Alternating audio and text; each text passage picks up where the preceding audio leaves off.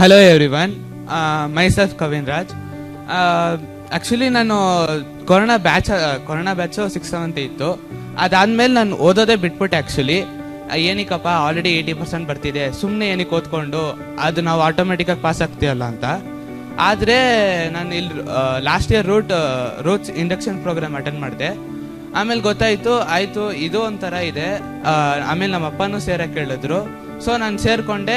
ಆಮೇಲೆ ವಿನಯ್ ಸರ್ದು PDP sessions attend ಮಾಡಿದೆ. ಆಮೇಲೆ ಸ್ವರೂಪ್ ಸರ್ ನನಗೆ ಮೆಂಟರ್ ಮಾಡಿದ್ರು. ಅದ್ರಲ್ಲಿ ನನಗೇನು ಅರ್ಥ ಆಯ್ತಂದರೆ, ನೀನು 80% ಆರಾಮಾಗಿ ತೆಗಿತೀಯ ಅಂದರೆ ನೀನು ಓದಿದ್ರೆ ಮಾತ್ರ ಅದು 90 ಅಥವಾ 95% ತೆಗಿಬೋದು ಅಂತ ನನಗೆ ಹೇಳ್ಕೊಟ್ರು. So thank you sir.